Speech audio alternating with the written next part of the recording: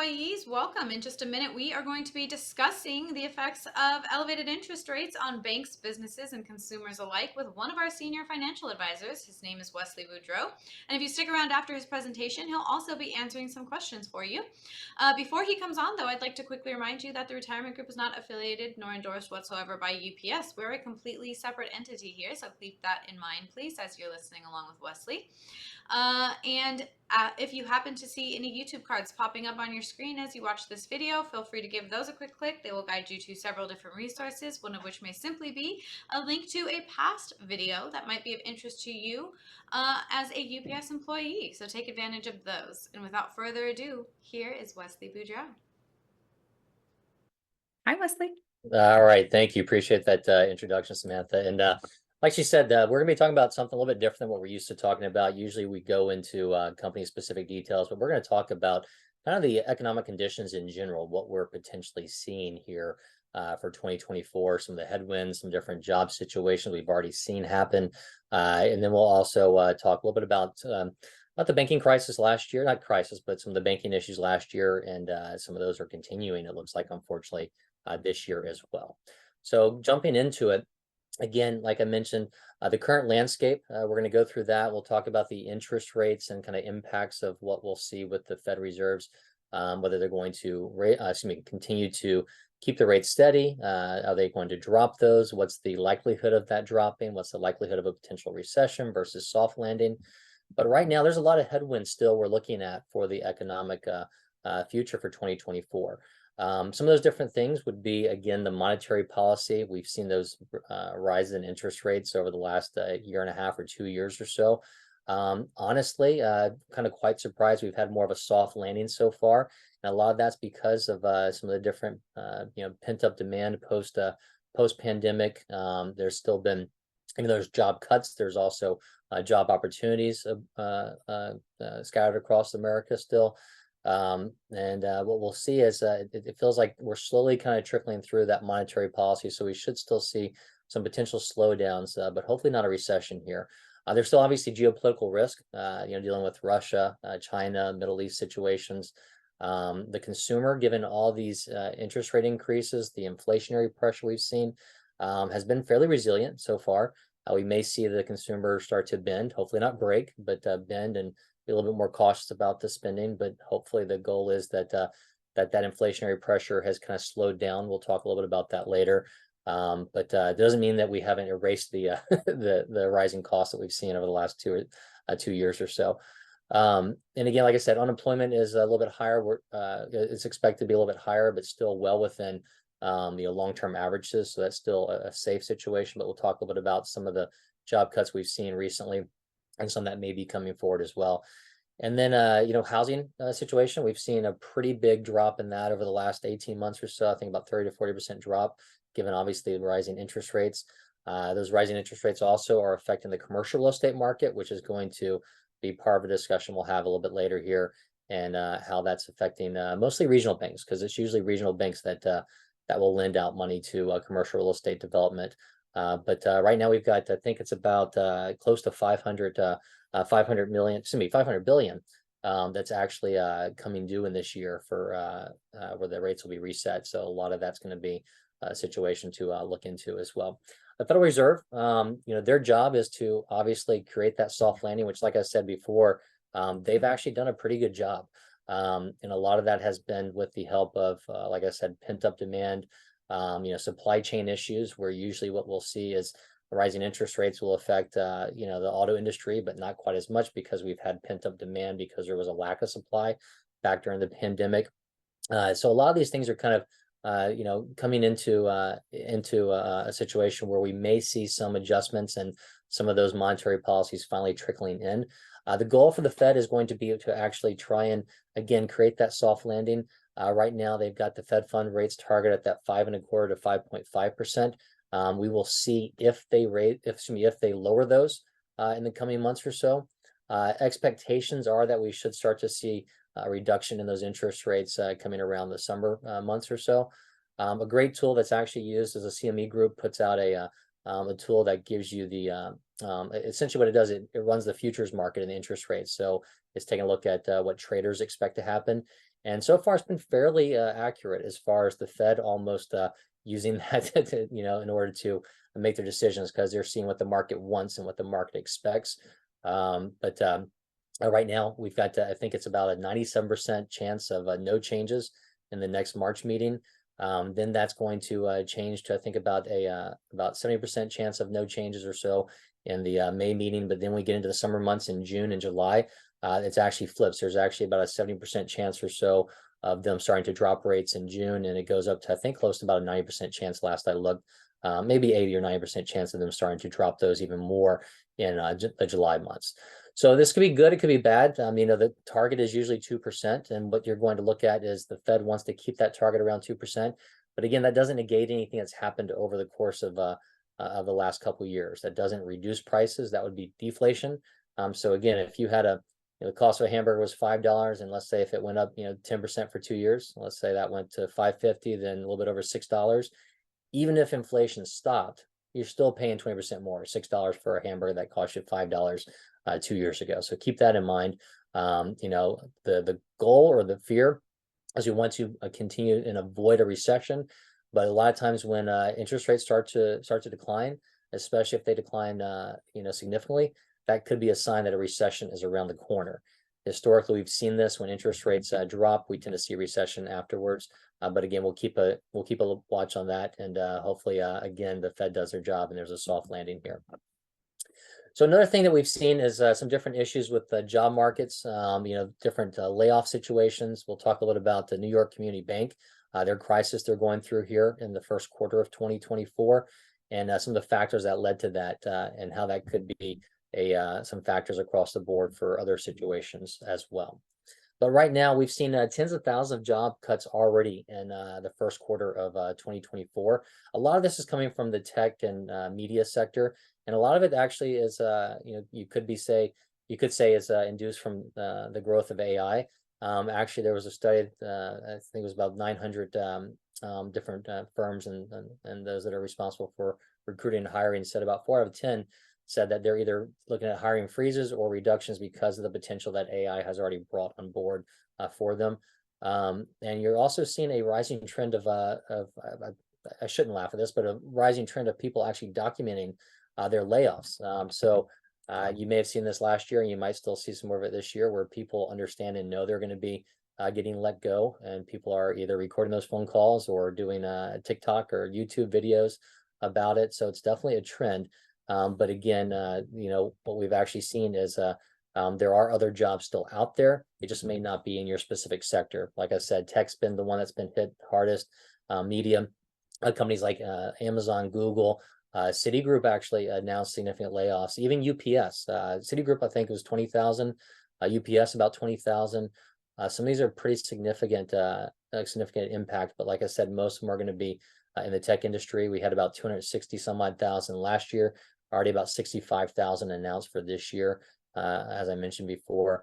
But going forward, we could continue to see some of these job cuts. But like I said, it's a combination of some cases AI bringing in the ability for some of these companies to work without those employees in certain areas.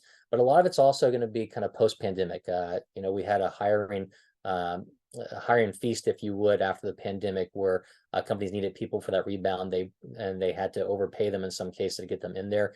So now that's kind of working its way through the system. They're understanding the cost associated with that, and they're able to lean up and actually reduce some of their headcount in order to kind of go back to pre-pandemic type levels as well. Now, another issue that we're coming into is we saw some of the banking issues about this time, February, March of last year. When we're starting to see it again, unfortunately. And this is really kind of geared around commercial real estate. But New York Community Bank is one that is going through a crisis right now, where we saw back at the very beginning of February, their stock price plummet by about 40% or so. We've actually just seen it here kind of rebound a little bit, and then it's dropped again quite a bit just in the last day or so. And a lot of that's coming on the aspect of taking a look at their books. So they were one of the ones that actually bailed out Signature Bank last year. And one of the things that happened was by bailing them out, they're taking on their assets under management, but they're also taking on a lot of their bad loans. And a lot of these loans are coming due, and they're needing to be refinanced at higher interest rates. But one of the biggest issues was because they took over this bank, took over Signature Bank, they brought in their assets. So what that did, that rose their assets under management. And by getting over 100 billion, that also rose their requirements for the Federal Reserve, and as far as what needs to be kept in reserves. And so that changed a lot of different factors for that company. And but it was as easy, I mean, excuse me, as recent as January, where they're paying very high dividends and everybody had them tout it pretty well. And then, once these started coming due and we're starting to see this, then you're seeing it take effect. Now, again, there's a commercial real estate leading to a lot of this, and usually it's regional banks. So we're not seeing this, amongst the big national banks, but again, it could trickle in as we see more of these loans reset coming forward. I think I talked about some of this already here. Again, a significant portion of their portfolio was in commercial real estate loans, and those refinancing situations are driving some of this. But they've come in and they've had to readjust, and they've had to increase equity or have a call to increase equity. And again, similar to, just to kind of hopefully calm some fears, similar to what we had last year, a lot of it was driven by interest rates. It didn't mean that the banks were necessarily insolvent. It just meant that if there was a bank run, I think of It's a Wonderful Life when I think of something like that. But if there was a bank run, then they wouldn't necessarily have all the assets available in order to pay out immediately. They'd have to sell some of their assets, and by selling some of those assets, they would sell them at a loss because interest rates have gone up and they're higher, which would reduce the what somebody would be willing to pay for one of those assets they have that maybe paid lower interest rates in the past. Okay, so we'll see if this kind of trend factors in the rest of the year or so. Hopefully it does not, and hopefully it's going to be mitigated. But like I said before, in looking at this, going back in January, New York Community Bank was touted as having a great dividend. I think it was maybe 7.9% or something like that, and touted as a great value buy. And then fast forward just a couple of days later or so, that we saw that precipitous drop, and then a lot of people said, "Oh, it's an even better value buy." But now we've seen it drop even further. So, in summary, just be very careful about individual stock investing. Again, the retirement group, we focus on value investing. You can look up one of our webinars to go over that, or give us a call. We do tend to focus on margin of safety, trying to protect principal in the stock portfolios that we do run. But you want to make sure you're diversified. You want to make sure that if you are looking at individual stocks, you do your research and do your homework. Even then, you may not have all the information that you need. And you need to be focused on staying resilient in different times like this. I'm not trying to paint any doom and gloom picture. Chances are it looks like we're going to kind of transition through this fairly smoothly. We've actually had a fairly decent run or increase in the S&P 500 here so far year to date. Typically in the fourth term of a president cycle, we tend to have muted growth. So we may see kind of just ebbs and flows here into the election, but obviously, depending upon your take on the election, we could see some different changes leading up to it or post-election as well. But the best thing to do is go ahead and review your overall portfolio and make sure that's in line with what your goals are. And the best way to kind of run those goals is not just say, "Hey, I'm a risky investor," or "I'm conservative," but it's to actually run a cash flow analysis or a financial plan. Right now, about 3/4 of Americans over 50 don't even have a written plan. One of the things we do provide at the retirement group is a complimentary cash flow analysis, especially beneficial for those of you that are you may be a couple years out from retirement or 5 years out from retirement. You want to see, hey, am I on the right path to retire? Can I retire when I want to? Should I, increase my savings? Do I have to decrease my spending in retirement? We can go through all those different aspects, and once we have that answer, that can then lead into, okay, how should this portfolio be allocated? Should you make any changes in your 401k? Are there better options in an IRA? We can go through all those different choices with you, but it's best to get a plan together to do that first. Now, I know we kind of jumped in the update and left some of this information for later, but again, for those of you that do not know who we are, the Retirement Group, we are an independent financial advisory firm that focuses on working with mostly Fortune 500 companies and helping their employees transition into retirement. A lot of these companies, our advisors work specifically with maybe only 3 or 4 or 5, so we have a deep understanding of your specific benefits plans. So rest assured, if you got questions, we can go through everything from the pension, the 401k, healthcare retiree medical benefits, life insurance continuation, things like that, and make sure that you understand as you transition how you can maximize those benefits from your specific company. We do have offices throughout the country, so we can probably accommodate you in person, but obviously this day and age, it's very easy to have a lot of web meetings or phone calls, whatever your preferred communication is. Just let us know. But again, that cash flow analysis I mentioned before, That is complimentary. So if you have any questions, want to dig into what your situation is, go ahead and take us up on that, and we'll be happy to dig into it for you. And I'll see if Samantha, we had any questions come through, but while we do that, I'll leave this up here. There's a couple QR codes on there if you want to get into our LinkedIn page to stay updated on your specific company plan information, or if you want to schedule an appointment with myself or one of our other advisors, you can get into our calendars there as well. And you can always reach us at info@theretirementgroup.com with any questions, or call us at 800-900-5867. Thank you, Wesley. Yeah, we got just a couple questions. We're going to keep it short. Number one, how do massive layoffs affect the overall stock market stability? Okay, so it's going to depend. I mean, it could come into it from a couple different scenarios. Mostly layoffs are going to affect the independent company first. So let's take a look at I mentioned Citigroup before. They made that announcement of 20,000 layoffs back. I think it was the second week of January or so. Investors actually liked that because they saw they were leaning up and becoming more efficient, and that stock's up. I want to say it might have been like 8 or 9% since then. So in some cases it can benefit a company.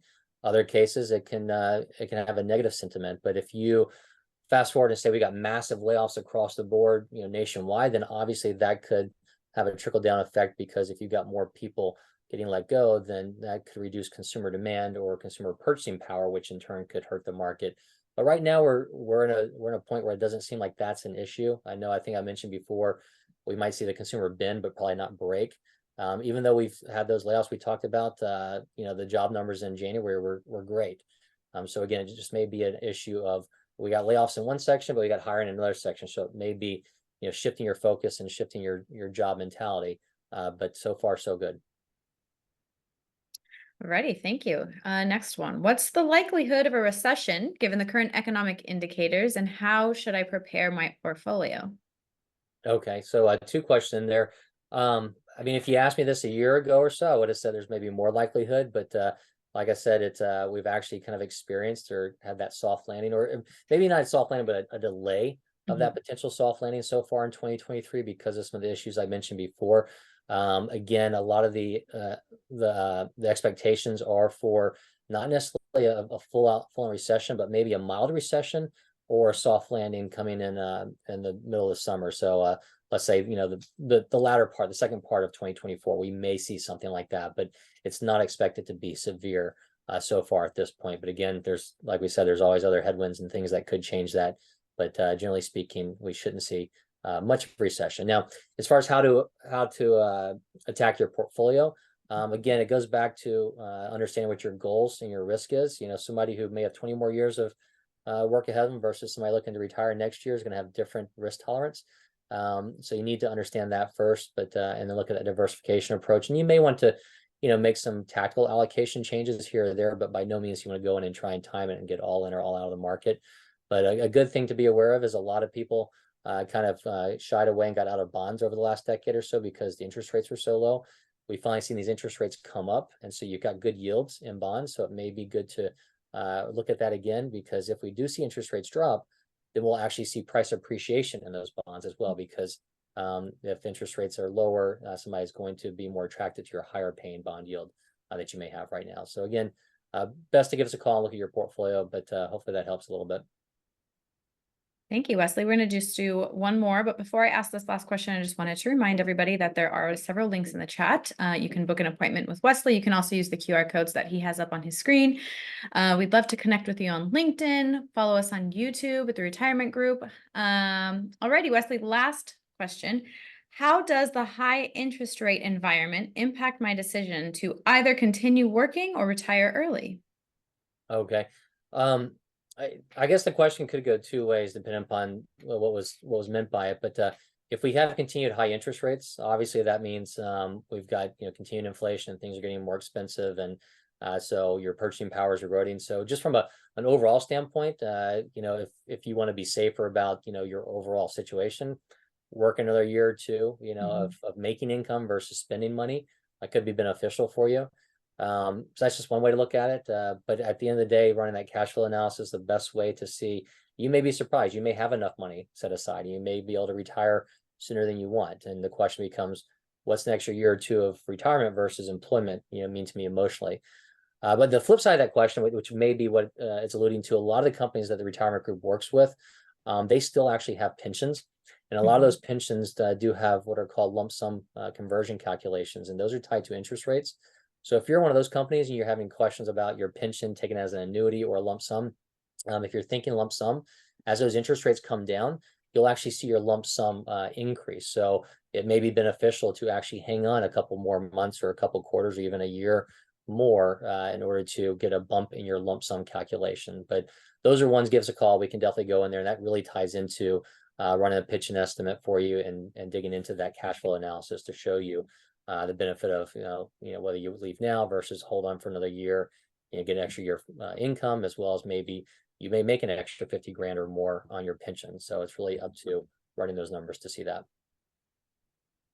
And you had said Thanks. that was the last question, I think. Yeah, that was it. Okay, so just as she said before, a quick reminder, even though I talked a little bit about some of the companies we work with, we're not specifically employed or endorsed by them, but our advisors have worked extensively with a lot of them, and some for over 30 years. So just give us a call and we'll be happy to dig into anything on those and run those reviews for you. But you can reach us at 800-900-5867. Thank you. Thank you, everybody. Have a great day.